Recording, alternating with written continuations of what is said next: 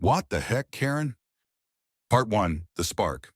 I always believed peace in the suburbs was a fragile illusion, something you maintained with trimmed hedges, fake smiles, and an unspoken agreement to pretend that everyone respected property lines. But that illusion shattered the morning my bird feeder did a somersault. Boom. Not a polite, oops, I dropped something kind of boom. This was the kind of boom that sent my cat Spaghetti streaking under the grill like it owed him rent. My solar-powered garden gnome tipped sideways like it had fainted from shock. The ground itself shivered under my feet. At first I thought maybe a transformer had blown or one of the neighborhood teens had decided to celebrate something meaningless with an M82 firework again. I muttered a few choice words, grabbed my coffee, and stepped outside. The scent of melting plastic hit me before the sight did. Then I saw it. A bright orange extension cord, looped casually over my cedar fence like it belonged there. It trailed down into my backyard and plugged, still sparking, half melted, into my exterior outlet. On the other end, it disappeared into the direction of the neighbor's yard. More specifically, Karen's yard. I stood there for a moment, staring. Not because I didn't understand what I was looking at. Oh, I understood. That was theft. Plain and simple. But more than that, it was declaration of war. Karen. Where do I begin? She's the type of woman who paints her mailbox monthly to match the season, files HOA complaints about aggressive lawn gnomes, and once attempted to report my mailbox for being too blue. She had never officially been elected to the HOA board, but somehow, like mold or political yard signs in July, she just appeared. There, permanent and impossible to remove. Last December, she plugged her 30,000 bulb Christmas display into my outlet. Just for a night, she said with a smile, waving off my concern. That night turned into 3 weeks. 3 fuses blown, 1 fruitcake left on my porch as an apology, possibly weaponized, and a power bill that made me weep into my January paycheck. I let it go then. Holiday stress, I figured. Maybe she didn't understand how electricity worked. But this was different. She wasn't hiding it. She wasn't pretending. She had slung that cord like it was her God-given right. Like the side of my house was a public power station. And judging by the way my smart garden lights were flickering and my sprinkler timer had reset itself for the 3rd time this week, I had reason to believe this wasn't a one-time offense. It was a pattern. That night, I did what any rational man with a workshop, a petty streak, and a background in electrical engineering would do. I grabbed a voltage detector, a flashlight, and walked the perimeter of my backyard like a suburban ghostbuster. And I found it. Not 1, but 2 cords. The second one was hidden more carefully, threaded under the gap in the fence and covered with a welcome mat on her side. My power usage app confirmed what I suspected. Every day around 3 p.m., a massive power draw occurred. Spikes so sharp they looked like someone trying to microwave a small star. That's when Karen's unicorn sprinkler fountain came on, a plastic monstrosity that spat water and glitter into her pool like a deranged lawn rave. I stared at the glowing numbers on my app, then back at the cords. Unplugging wasn't going to cut it.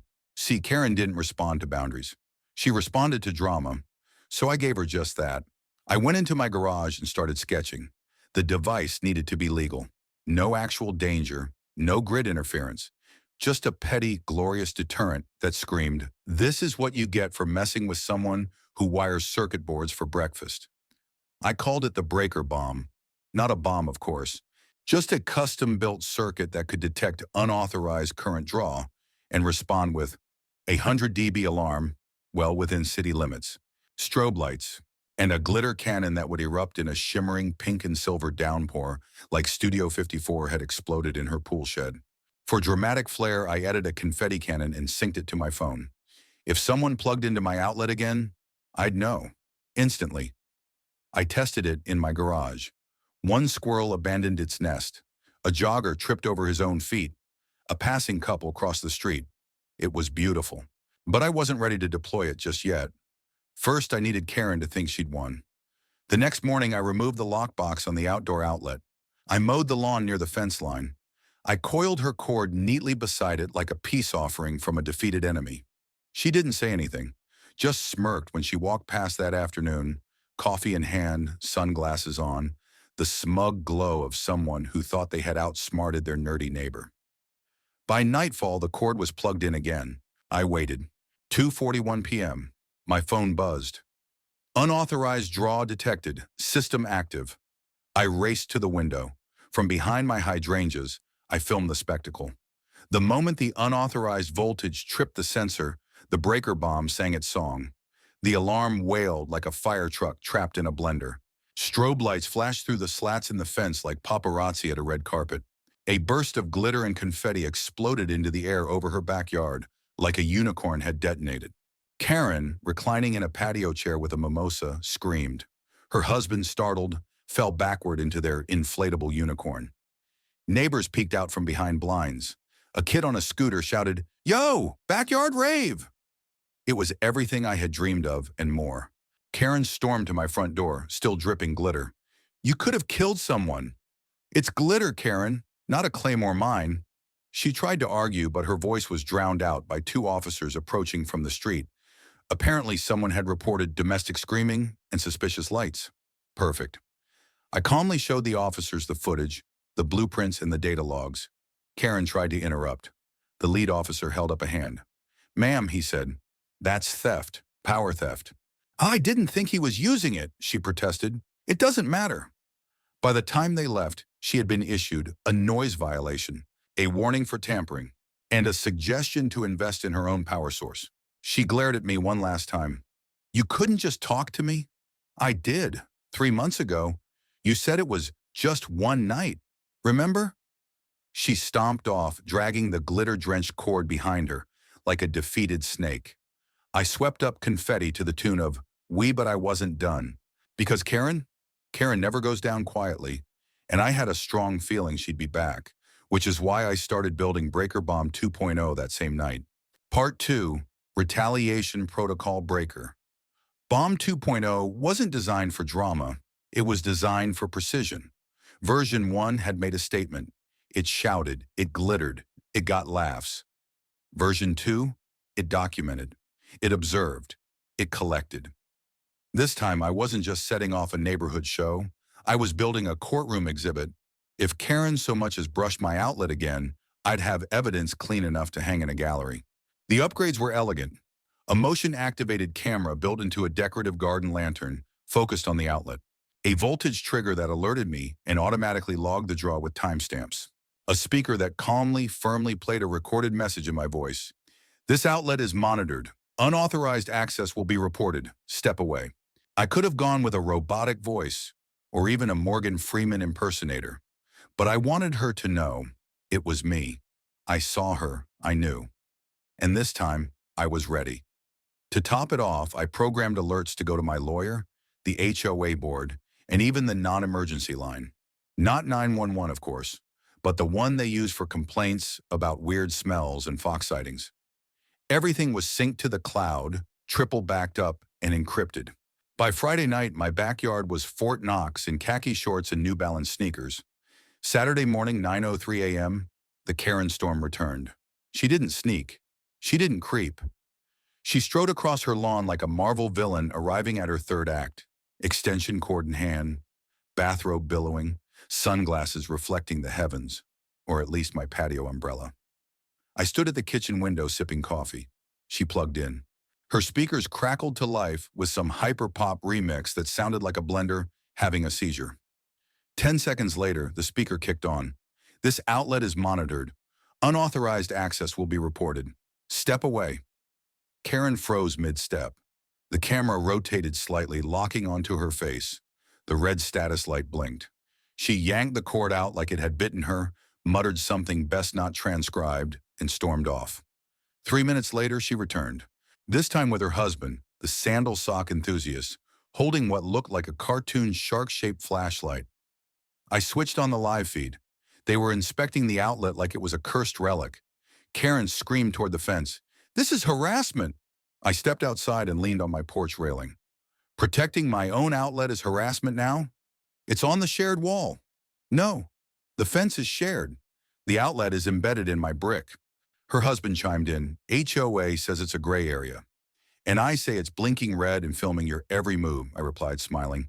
And I've got 8 angles, voltage logs, and a copy of the HOA document Karen signed last year stating external outlets are private property, highlighted in yellow. Karen's jaw clenched like she was holding back a lawsuit with her teeth. They left, but I knew this wasn't over. That night, 12:43 a.m., I got a motion alert. I opened the feed. There she was. Karen, hoodie up, gloves on, flashlight in hand. She crept along the side of my yard like she was in Mission Impossible. Suburb Edition. In her hand, a power strip duct taped to a garden stake. She began digging beside the shrubbery, trying to tap my underground conduit. She wasn't just persistent, she was inventive and stupid. The conduit was armored, sealed, and buried under 2 feet of dirt. I hit the neighborhood patrol button on my app. By the time the HOA patrol rolled up in his little electric cart, she had vanished like a glitter-covered raccoon. But the camera caught everything. The next morning, I printed it all out. Photos, screenshots, time-stamped logs, even a screenshot of the glitter explosion, just for flair. And then I did what I'd been waiting to do for weeks. I filed a cease and desist letter. My lawyer helped draft it. Simple, direct, legal. Any further theft of electricity, unauthorized entry, or tampering will result in civil action. I had it hand-delivered by a courier in mirrored sunglasses and a black windbreaker. I paid extra for the jacket. Karen stood in her driveway and stared at the envelope for 5 solid minutes before stomping back inside. Then, for the first time in a month, silence. No chords, no music, no glowing unicorns. It was eerie, too quiet. I knew better than to believe she was done. Karen was never done. She was regrouping, planning, waiting for a new strategy, and I wasn't about to let her get ahead of me. That week, I began Breaker Bomb 3.0. This version wasn't theatrical, it wasn't reactive, it was preemptive.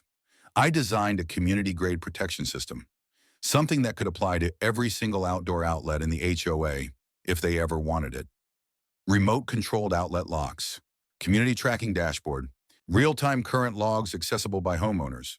It was so good, my lawyer asked if I'd consider patenting it. But before I could finish, Karen struck again. Tuesday, 5:12 a.m. My phone buzzed. It wasn't an alert from my system. It was a news notification. Headline, Backyard Power War Goes Viral. Woman blasted by confetti cannon after stealing electricity. I choked on my coffee. The article included a freeze frame of Karen, mid-scream, covered in glitter. Eyes wide like a raccoon in a dishwasher. Apparently, someone from the neighborhood had uploaded the footage to Reddit. From there, it made it to TikTok, then Facebook, then a podcast. Karen wasn't just a nuisance anymore. She was a meme. The glitter bandit, the voltage villainess, the queen of current theft. Someone even edited in an epic trailer voice. In a world where chords crossed lines, one man flipped the switch, and Karen lost it. By noon, a representative from the HOA's legal advisor team was at my door. Clipboard, nervous smile.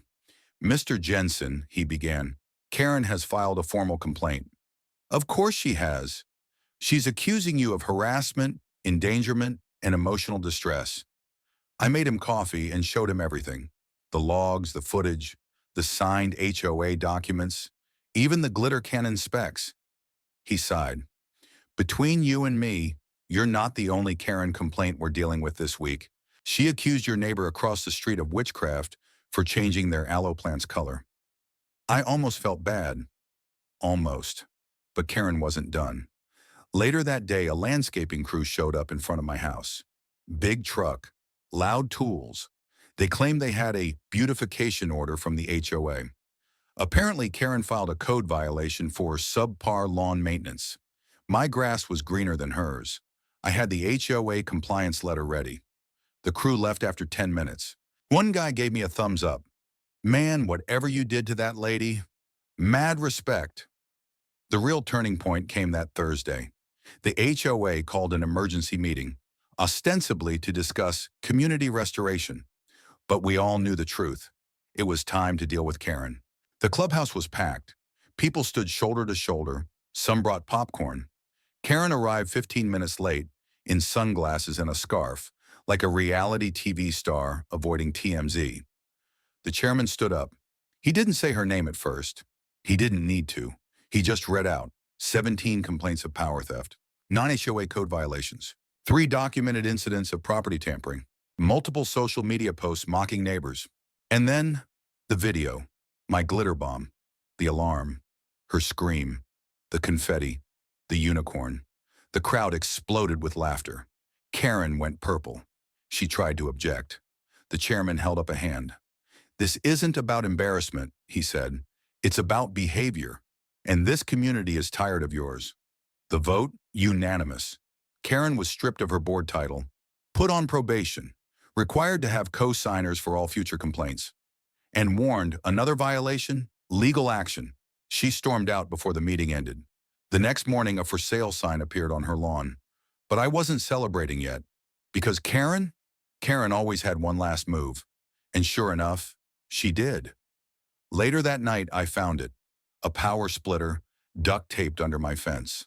Not plugged in, just there. A message, a threat, a whisper. "I'm still here." So I didn't touch it. I let it sit. And I installed Breaker Bomb 4.0. The version that didn't glitter, didn't shout. It simply killed the power. Silently, swiftly, legally. And then I waited. Part 3. The final circuit.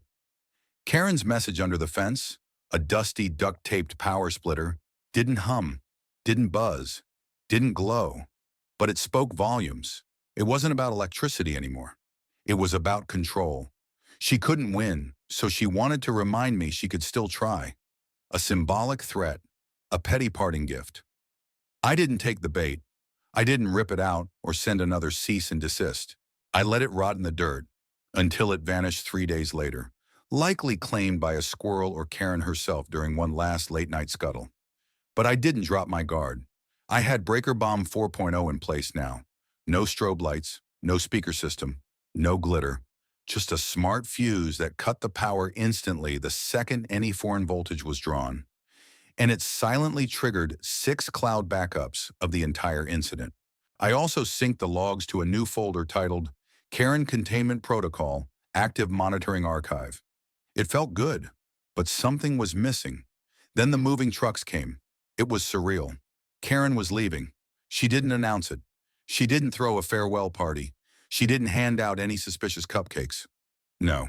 She just argued with 2 underpaid movers about scratches on her patio furniture, while half the neighborhood peeked through blinds like royal subjects watching a queen exiled to some far-off HOA fiefdom. One neighbor stood outside pretending to water their lawn for 45 minutes just to get a better view. Another openly clapped. I stayed inside. Didn't wave, didn't smirk. Just watched the final box disappear into the back of the truck. And when it rolled away, a weird quiet fell over everything. My backyard suddenly felt wider. The air tasted normal. I didn't realize how heavy her presence had been until it was gone. It wasn't just the absence of noise. It was the absence of tension, of potential chaos, of that constant fear that something, somewhere was being unplugged, cut, borrowed, tampered with. It was over, or so I thought. The BBQ 2 days later, I hosted a barbecue. Not a celebrate Karen's departure party, just closure, healing, burgers and buns and balance. I invited everyone on the block, even the grumpy guy down the street who once tried to outlaw wind chimes. Surprisingly, they came. People brought folding chairs, potato salad, lemonade. A couple brought their dogs. One elderly neighbor brought a banjo. Kids ran around like they'd just been let out of a decade-long power outage. We laughed. We ate. And in the center of it all, mounted on a polished stand like a museum artifact, sat Breaker Bomb 1.0. Cleaned, deactivated, glorious. Beside it was a small 3D printed plaque I'd made in my garage, in loving memory of Karen's electrical ambitions. May her circuits find peace elsewhere. They loved it. One guy asked if he could rent it for his own HOA meeting. Another wanted a mini version to use on her teenager's Xbox. Even the grumpy wind chime hater smiled and nodded solemnly at it, like a war veteran recognizing a fallen comrade. That night, the sun dipped behind the houses. Lights came on, soft, stable, mine. No extra cords, no mystery flickers, no inflatable unicorn shadows on the fence. Just a calm suburban peace earned through resistance. A new dawn and new neighbors. A week later, the new family moved into Karen's house.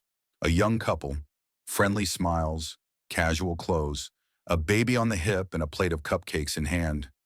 I braced myself for gluten bombs or sarcasm frosting. But no, they were real, sweet, buttercream. They introduced themselves. They complimented my lawn. The husband, noticing the outlet near the fence, laughed. "Don't worry, we'd never plug into it. I heard there was a history." I nodded, smirking. "Let's just say it's well defended." We talked about trash pickup schedules, where to get the best local coffee, which dogs were loud and which neighbors were louder. I didn't mention Karen. Not yet. Let the house breathe. Let them have a clean start. But in my garage, the server stayed on, quiet, monitoring. Not because I was paranoid, but because I'd learned. Peace wasn't just a warm backyard and friendly faces. It was boundaries enforced. And the moment you stopped enforcing them, someone like Karen would come slinking back under the fence with a roll of duct tape and a surge protector. I kept the cameras. I kept the alerts. I even renamed my Wi-Fi, not your outlet 5G. The password? Try me Karen, just in case. One night, weeks later, I walked outside with a cold drink and looked up at the stars. The air was quiet, not before the storm quiet, but real quiet. Earned quiet. I walked to the edge of my yard, looked at the outlet in the brick, and then up at the night sky. It was funny, really.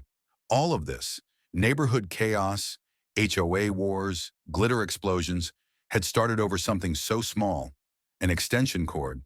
But that cord had been a symbol of assumption, of entitlement, of the belief that convenience beat consent and that some people were exempt from the rules the rest of us followed. And now, that belief was fried, like an overloaded circuit. Karen had moved on. My outlet was safe, and my breaker bomb was now suburban folk legend. Part 4. When Karen leaves a shadow. The afterglow, the neighborhood didn't just return to peace, it blossomed. The lawn 3 houses down, once trampled by Karen's unauthorized wine yoga night, now hosted Saturday croquet games. The koi pond across the street bubbled confidently again, no longer drained mysteriously after every pool bash. Even the HOA, emboldened by their first real show of spine in a decade, started doing actual work. One morning I found a survey in my mailbox asking what community improvements I'd like to see. Choices included more lighting, dog waste stations, monthly food trucks, and my favorite, public recognition for conflict resolution excellence. Guess which one I picked? Yep, I checked all 4, twice. But peace is never permanent. About 3 weeks after Karen's departure, I got a knock on the door. It wasn't the new neighbors. It wasn't the HOA. It wasn't even a squirrel protester angry about the glitter bomb. It was a delivery guy sweating through his polo shirt, holding a clipboard and an oddly shaped package. "You Mr. Electric?" he asked. I blinked. No, but I've been called that." He grinned. "This is for you, from a K. Jenkins. No return address, but she left a note." He handed me a manila envelope in the package, which was light, rattled a bit, and somehow felt sarcastic. I opened the envelope first. Inside was a single printed sentence. "You may have won the neighborhood, but I'll always own your fuse box in spirit. K." I frowned, then opened the package. Inside was a novelty doormat, black with white text. It read, "This house runs on spite and unplugged power." My hand twitched. I was ready to launch it into the compost bin. But then I paused, laughed, and placed it proudly at my front door. Karen had left a ghost behind, and like any good ghost, she couldn't resist a final boo. The HOA goes viral again. The subreddit post about my glitter cannon of justice didn't just go viral, it sparked a trend. HOA stories flooded the thread. Extension cord battles, passive-aggressive fence painting. Someone in Minnesota trained their Roomba to sweep leaves into a neighbor's yard and called it the turf warbot. People started messaging me asking for blueprints. One guy in Texas claimed to have built breaker bomb light using a smoke machine, a Wi-Fi camera, and a baby monitor speaker that screamed unauthorized draw in Morgan Freeman's voice. I wasn't mad, I was honored. I even started posting my own updates, little guides on how to create HOA-compliant deterrent systems. They called me Voltage Vigilante, Suburban Tesla, the Spark Knight. It was surreal and slightly ridiculous, but also extremely satisfying. Then came HOCON. Yes, that's a thing now.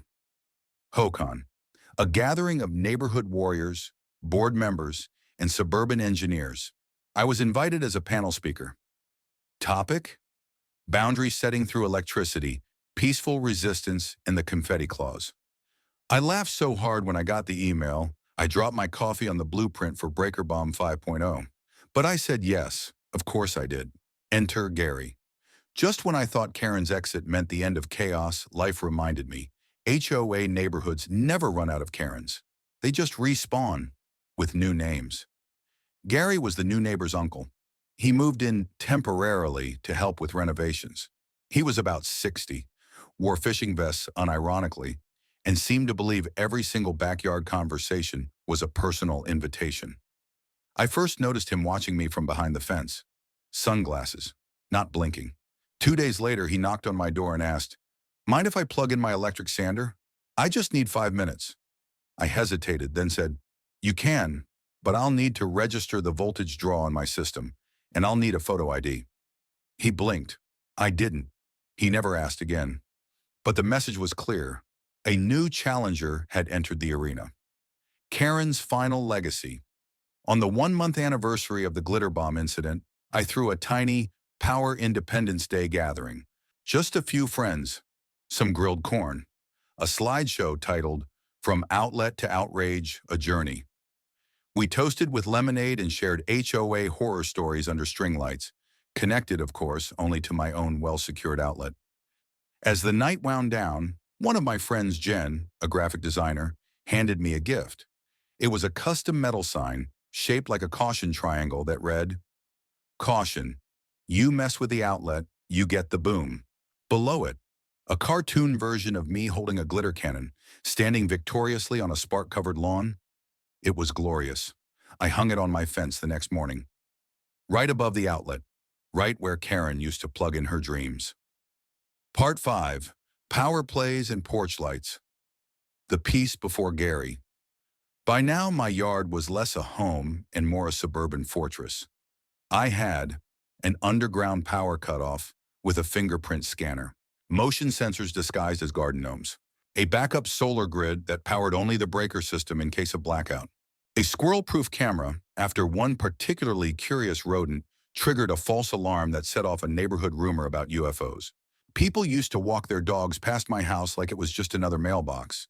Now they pointed at it like it was the bat cave of HOA enforcement. And honestly, I didn't hate it. Gary tests the water and the circuit. Gary wasn't subtle. He started by accidentally trimming my hedge while tidying the fence line. Then a few days later, I caught him in his bathrobe, poking my solar gnome with a screwdriver. "Just checking the craftsmanship," he said. I didn't respond. I just opened my garage door silently and stared at him until he walked backward off my property like a raccoon caught stealing Pop-Tarts. But Gary didn't stop there. He made comments during HOA meetings. Things like, "Seems excessive to have 24-hour monitoring on a plug, don't you think?" Or, "In my day, neighbors shared sugar, not subpoenas." To which I calmly replied, "In your day, Gary, electricity cost 2 cents a watt. Now it comes with interest, inflation, and glitter." He grumbled, but the room always laughed, and I never broke eye contact. A spark in the HOA. The HOA, once a hive of indifference, had started to lean in. After the Karen incident, they realized 2 things. Neighbors cared loudly when they were ignored. Public shame, especially when uploaded to Reddit, was a more powerful force than any rulebook. So they changed tactics. A new subcommittee was formed, the Neighbor Conduct and Cooperation Committee, aka the Nice Squad. They invited me to speak. I declined the official position, but offered to create a few educational tools, like a poster titled, "Power is not free. Ask before you plug." A slideshow called "Glitter is Forever," why tampering isn't worth it, and a laminated FAQ for new residents. Q. Can I use my neighbor's outlet if they're not home? A. Only if you also want to use their lawyer. They loved it. I became something of a mascot. And while I didn't seek the attention, I welcomed the results. Because for the first time in years, our HOA wasn't a punchline.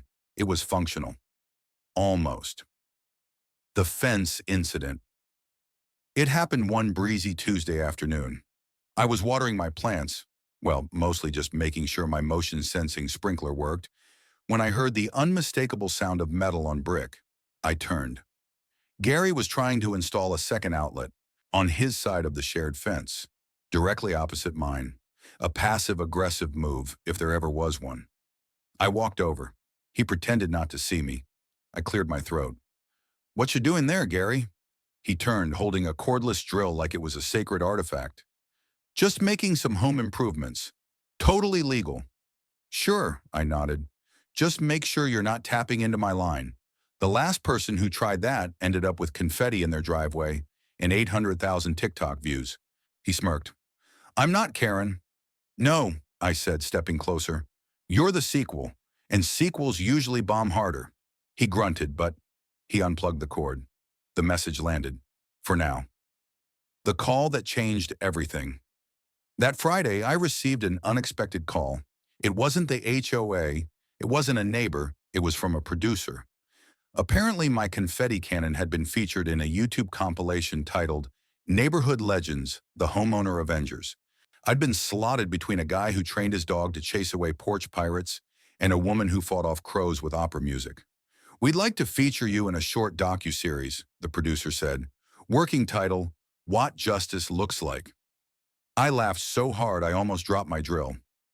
The interview, a week later, they filmed in my backyard. I wore a shirt that read, Breaker of Chains and Extension Cords. The interviewer asked thoughtful questions. "What made you draw the line? What was your biggest moment of triumph? Do you think you went too far?" To which I replied, "When I saw that melted cord, I didn't see plastic. I saw betrayal. When the glitter hit her pool float and the alarm triggered in E minor. Not far enough.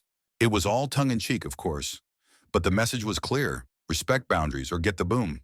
The next HOA meeting, I walked in wearing sunglasses and carrying a USB stick full of updated breaker bomb schematics, now open source and available on GitHub under the name Project Sparkle Shield. Todd from the HOA had baked cupcakes. Each had a tiny fondant outlet on top. Someone brought sparkling cider. It felt like a wrap party. Karen's name was never mentioned. But the energy, pun intended, was strong. And as I left, someone handed me a flyer. Neighborhood Safety Fair, sponsored by your favorite electrician, Vigilante. I guess that's me now. Part 6, the final surge. Just one more thing. It should have ended there. Karen gone. Gary tamed. HOA restored. But peace in suburbia never lasts unless it's verified, notarized, and under 24/7 camera surveillance. And sure enough, the final twist arrived, as it always does in these stories, with a knock. Not just any knock.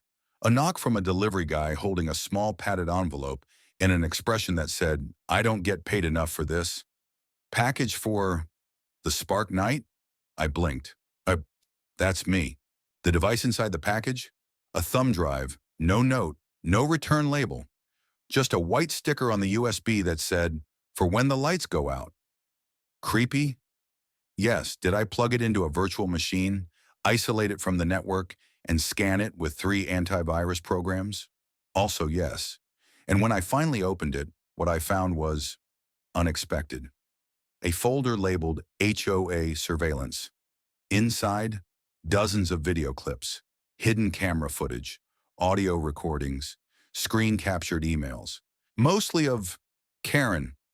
Apparently, someone had been collecting dirt on her long before the glitter bomb ever went off. The sender? Unclear. But the final video in the folder was titled, Legacy Mode, Her Last Plug. I played it. The footage was grainy, but clear enough. Karen.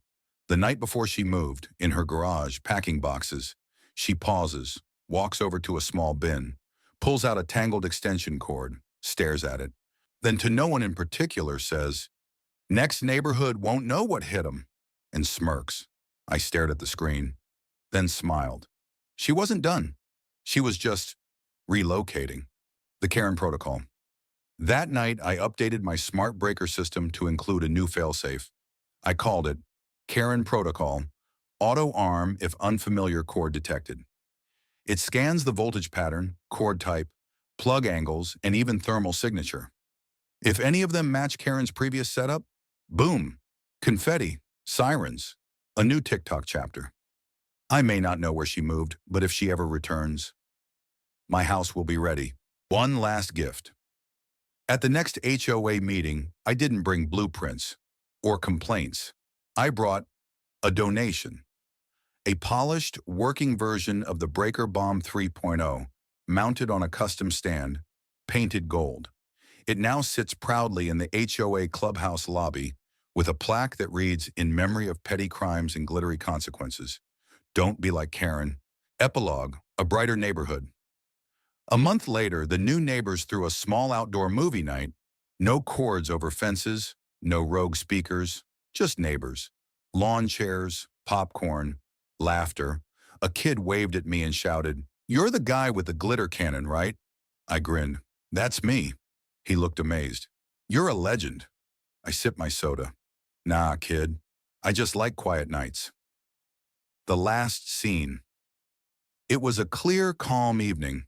I walked out back with a cold drink, looked at the fence, the outlet, everything silent, everything still.